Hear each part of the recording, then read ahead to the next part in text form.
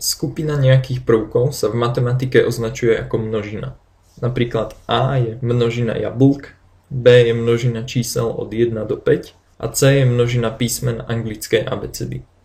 Pri množinách je dôležitou vlastnosťou počet ich prvkov. Napríklad počet prvkov množiny A je 5, počet prvkov množiny B je 5 a počet prvkov množiny C je 26. Niektoré množiny sú nekonečné, napríklad množina všetkých prírodzených čísel 1, 2, 3, 4 a tak ďalej až do nekonečna. Môžeme potom povedať, že počet prvkov množiny prírodzených čísel je nekonečno? Nie, takýto zápis je nesprávny. Prečo? Pretože nie je nekonečno ako nekonečno. Zoberme si napríklad množinu všetkých druhých mocní. Označme ju S. Bude obsahovať prvky 1 na druhú, takže 1, 2 na druhú, 3 na druhú, 4 na druhú a tak ďalej až do nekonečna. Obe tieto dve množiny sú nekonečné, pretože majú nekonečne veľa prvkov, ale intuitívne by sa nám mohlo zdať, že množina n je väčšia, pretože okrem jednotky a štvorky a ďalej deviatky, 16, 25 a tak ďalej, ktoré obsahuje množina s, obsahuje nejaké prvky navyše, ako dvojku a trojku. Mohli by sme povedať, že počet prvkov množiny n je väčší ako počet prvkov množiny s? Opäť chyba. Už Galileo Galilei niekedy v 17. storočí dokázal, že tieto dve množiny sú v skutočnosti rovnako veľké. Než si ukážeme, aký argument k tomu použil, povedzme si najskôr, čo je to párovanie 1 k 1. Povedzme, že na tanečnej máme nejakú množinu chlapcov a množinu dievčat. Ak medzi týmito dvoma množinami chceme vytvoriť párovanie 1 k 1, znamená to, že k jednému chlapcovi je priradené len jedno dievča a k jednému dievčaťu zase jeden chlapec. Takže mohlo by to vyzerať nejako takto.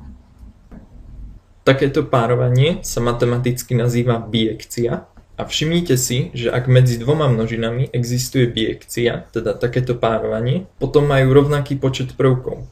4 chlapci sa presne 1 k 1 dajú spárovať so 4 dievčatami. Keby bolo v množine dievčat o jedno dievča navyše, potom medzi týmito dvoma množinami neexistuje bijekcia, teda počet prvkov týchto dvoch množín je rôzny. Keď sa vrátime k množine prirodzených čísel a druhých mocnín, zistíme, že medzi týmito dvoma množinami existuje úplne ukážková bijekcia. Jednotka sa spojí s jednotkou, dvojka so štvorkou, trojka s deviatkou a tak ďalej až do nekonečna.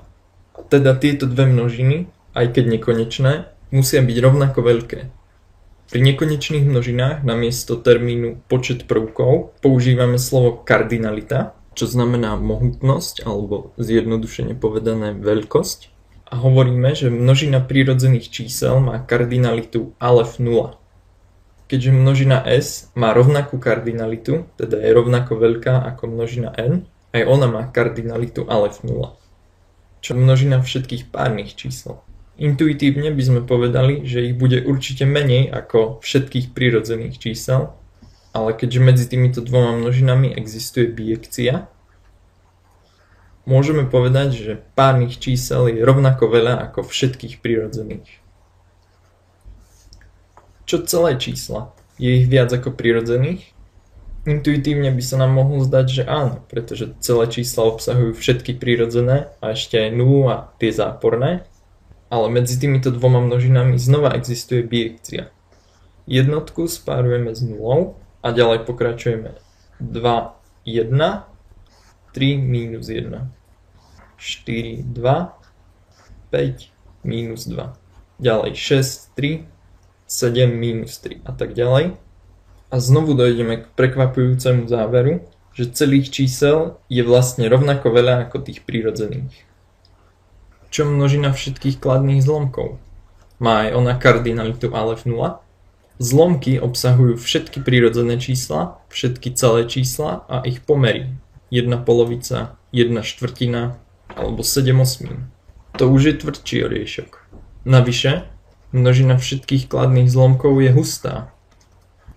To znamená, že v akomkoľvek malom okolí nejakého zlomku sa nachádza nekonečne veľa ďalších zlomkov. Usporiadame si všetky zlomky do takejto tabuľky. Keď ju budeme prechádzať po smere šípok, nájdeme nasledovnú bijekciu. Jednotku spojíme s jednotkou, dvojku s dvojkou, trojku s jednou polovicou, štvorku jednou tretinou, ďalej dve polovice preskočíme, pretože to je vlastne jednotka, päťku spojíme s trojkou a keď budeme pokračovať ďalej v tomto smere, opäť sa utvrdíme v tom, že množina všetkých kladných zlomkov má rovnakú kardinalitu ako množina všetkých prirodzených čísel. Nič nepokazíme, ani keď pridáme záporné zlomky. Bijekcia bude vyzerať nasledovne. Jednotku spojíme s nulou a ďalej pokračujeme. 2 a 1, 3 a minus 1, 4 a 1 polovica, 5 a minus 1 polovica. A tak ďalej na preskáčku až do nekonečna. Všetky tieto množiny, teda množina prirodzených čísel, množina druhých mocnín, množina párnych čísel, celých čísel, kladných zlomkov a všetkých zlomkov, majú rovnakú kardinalitu Alef 0. Alebo inak povedané, tá hustá množina všetkých zlomkov, ktoré si môžeme zakresliť na číselnú os, je rovnako veľká ako množina čísel 1, 2, 3 a tak ďalej. Toto bol skutočne prevratný objav v teórii množín a množiny, ktorých prvky sa dajú jednak jednej spárovať s prvkami množiny prirodzených čísel, nazývame spočítateľne nekonečné množiny. Všetky spočítateľne nekonečné množiny majú kardinalitu Alef 0. A určite vás napadá, existuje teda nejaká množina, ktorá je ešte väčšia?